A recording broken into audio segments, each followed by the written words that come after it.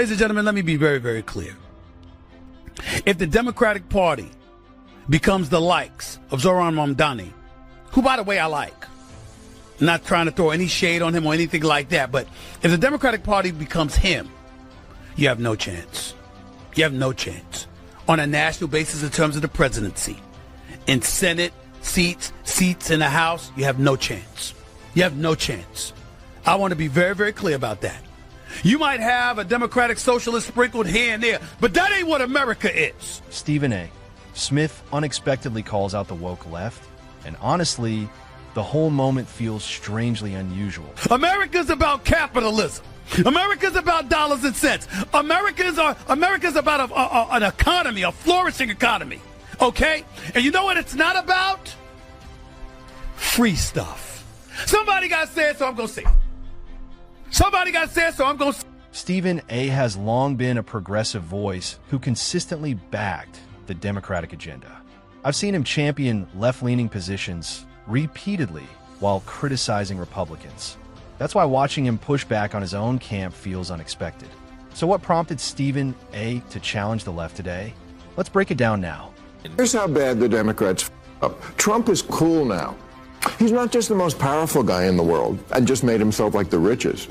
He's actually kind of at 78. Yes. I mean, rappers like him. Yeah. The athletes are doing... I was making fun of him jerking off two guys at one time. And now he owns it, and they're doing it. Here's the deal. The man was impeached twice. He was convicted on 34 felony counts. And the American people still said, he's closer to normal than what we see. Exactly. Left.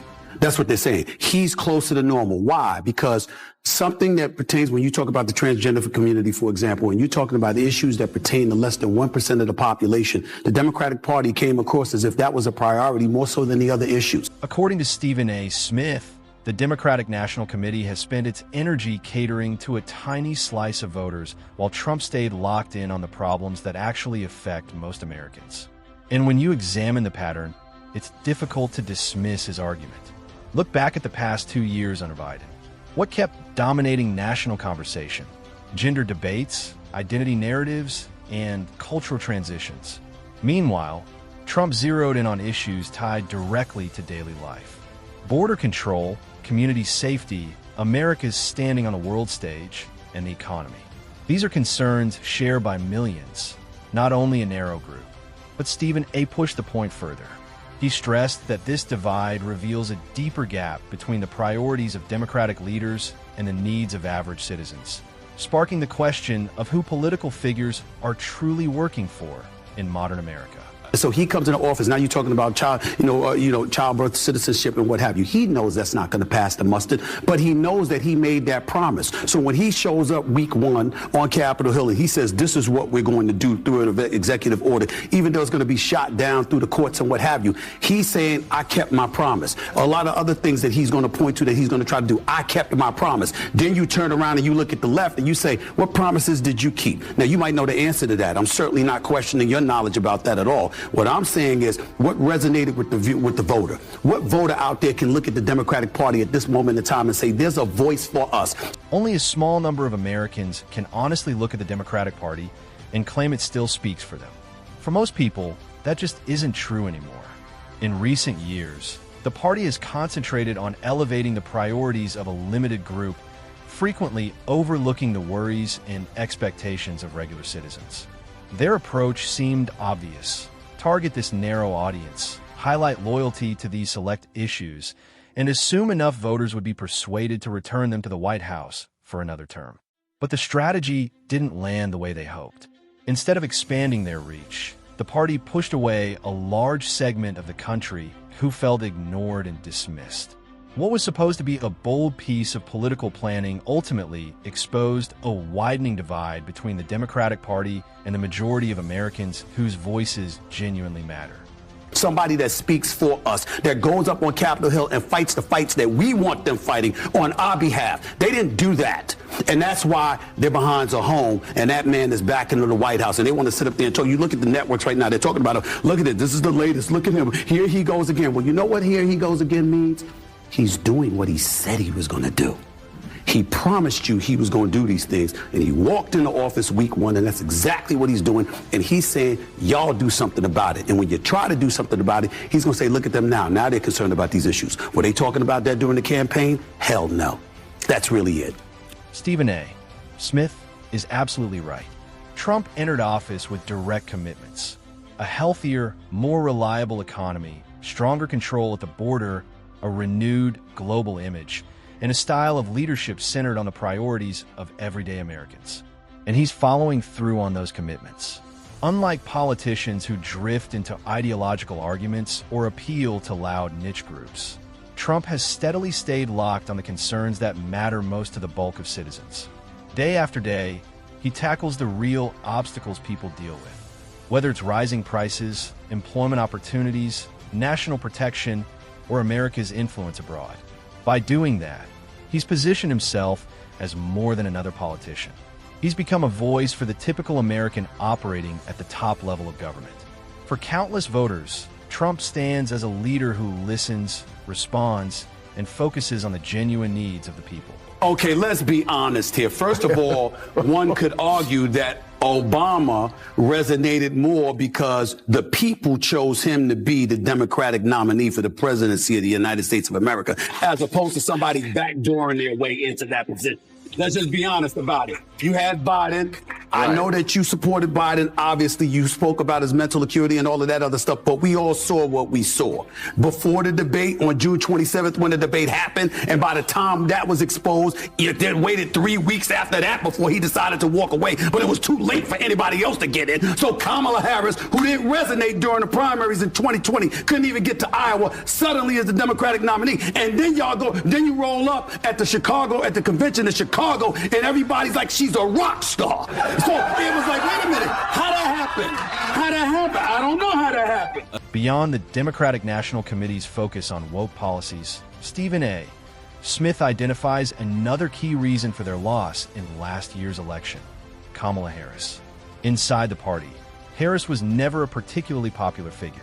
She had been defeated in multiple races she ran, creating doubts about her viability on a national stage. Yet she was selected as vice president, a choice many argue was influenced less by qualifications or experience and more by gender and diversity considerations. While symbolically significant, the pick failed to connect with a wide segment of voters who saw it as prioritizing optics over tangible results. Stephen A. contends that decisions like this reveal a persistent gap between Democratic leadership and the electorate, favoring identity politics over the real concerns of everyday Americans. Ultimately, so you're looking at all of those things and you're saying, yes, I voted for her. A lot of people voted for her. But in the end, we end up feeling like damn fools because we supported it. We fell for the okie doke, as they say. You know she did. If you had a primary, the likelihood is that she would not have been the Democratic nominee. And you can't say that about Trump on this side. the pressing question for the Democratic Party is both simple and intimidating. Who among their leaders can match Donald Trump's charisma, appeal, and ability to energize voters? Some might suggest Manny, but his socialist-leaning policies are unlikely to win over the majority of Americans, who generally favor practical, results-driven approaches. Others could point to AOC, yet her pronounced wokeness reflects the very traits that contributed to Kamala Harris's struggles with voters, making her a high-risk option for a national ticket. Gavin Newsom, despite his visibility, also falls short, largely due to widespread criticism of his management in California. The Democratic Party now faces a real challenge. They lack a candidate capable of inspiring widespread enthusiasm while connecting with mainstream Americans. Without someone who blends relatability, competence, and political instinct, the party risks repeating past... Tip my hat to the Republicans, to the conservatives out here and what they did in this last election. Again, I did not vote for Donald Trump, but I got to tell you something. I'm not mad he won.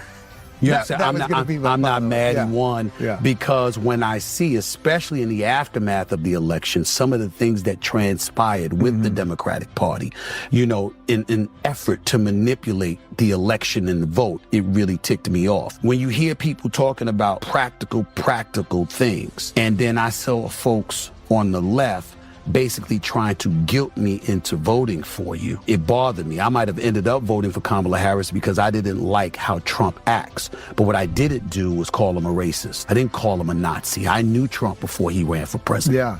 We talked on the phone. We talk at basketball games or boxing events. I knew this man. And so some of the things that were being said about him, I knew were not true. And I was saying, come on, y'all, you got to do better than that. Here, Stephen A. Smith underscores another critical problem with the Democratic Party and their allied media: their relentless targeting of Donald Trump. Time and again, they have labeled him in ways designed to portray him as reckless, divisive, or unfit for leadership. The media narrative has remained steady: cast Trump as the villain, magnify his mistakes, and downplay or ignore his achievements. Yet those who have interacted with him closely tell a different story. Far from the exaggerated caricature, Trump is regarded by many as deliberate, decisive, and highly attuned to the day-to-day concerns of ordinary Americans. Stephen notes that this gap between perception and reality misleads the public and highlights the partisan lens through which Trump is consistently evaluated. Ultimately, it prompts serious reflection on whether political reporting... Ladies and gentlemen, let me be very, very clear. If the Democratic Party becomes the likes of Zoran Mamdani, who, by the way, I like, not trying to throw any shade on him or anything like that, but if the Democratic Party becomes him, you have no chance. You have no chance on a national basis in terms of the presidency. In Senate seats in the House, you have no chance. You have no chance. I want to be very, very clear about that. You might have a Democratic socialist sprinkled here and there, but that ain't what America is. Stephen A. Smith nails it. If Mamdani becomes the Democratic Party's nominee, it could create serious problems for the DNC. The truth is that America isn't ready for an entirely socialist agenda, and most voters are unlikely to back policies that feel out of touch with their daily lives. Recent elections make the lesson clear: extreme ideological positions, no matter the intent, risk pushing away the majority of citizens. Yet despite repeated cautions from analysts, commentators, and the public, the DNC keeps reinforcing its woke and progressive priorities. So it wouldn't be shocking if Mamdani still emerges as the chosen candidate. Another move that elevates ideology over electability. Stephen warns that this decision would only widen the gap between the party and mainstream Americans, potentially causing another major electoral setback for Democrats on the national stage and reinforcing the sense that the party has lost touch with the voters it claims to serve. America's about capitalism.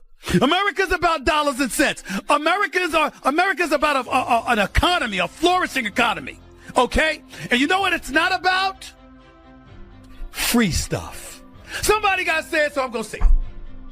Somebody got to say it, so I'm going to... Most Americans value earning their own success through hard work rather than depending on government handouts or broad social programs that resemble socialist policies. That's why nominating a candidate like Manny is such a high-stakes move for the Democrats. History repeatedly demonstrates that socialism fails to deliver. Every country that experimented with it, whether partially or fully, ended up facing economic struggles, social unrest, or widespread dissatisfaction. Voters are aware of these patterns and are reluctant to repeat them. So, if the Democratic Party pushes Manny as a national contender, they're not just taking a calculated political risk, they're endangering the 2028 election itself. By backing policies that clash with the values and priorities of ordinary Americans, Democrats could unintentionally engineer a loss that was entirely preventable. In essence, choosing ideology over pragmatism could turn what should have been a strategic campaign into a self-inflicted setback for the party. That even Biden, who was a terrible That's what president. I was getting ready to go there, ask you about Biden. Your Yeah, I thoughts don't about think Biden, he was- 'cause I you had don't him think as he your was a second wicked worst. man. You had him as your second worst president. Is that correct? Yeah, and he was lucky he got second because the Civil War is pretty big. But Biden was, and you're going to see over time how bad he actually was. Now, he's going to have an asterisk next to his name. It's going to say, well, he might not have known what he was doing. And that's a medical condition. And that might be an excuse, but boy, he was bad. O'Reilly contends that Joe Biden's presidency essentially handed an advantage to the Republicans. From his perspective, Biden's 4 years rank among the most challenging periods in U.S. history, second only to the Civil War. Economic uncertainty, domestic unrest, and international tensions combined to create widespread frustration, anxiety, and a desire for new leadership. In O'Reilly's view, these missteps didn't just undermine public confidence. They opened the door for Republicans to reclaim the White House. That, he argues, is exactly why voters rallied around President Trump. After years of perceived decline and confusion, Americans sought strength, clarity, and stability, seeing Trump as the candidate capable of providing it. Ultimately, Stephen A. Smith, O'Reilly, and countless citizens point to the same conclusion. The Democratic Party's focus on woke agendas, identity politics, and unpopular nominees has alienated voters. In contrast, Trump's attention to core issues, security, the economy, and national stability struck a chord with everyday Americans. If the DNC continues this trajectory, especially with candidates like Manny, they face the risk of another major defeat. Voters have made their stance clear.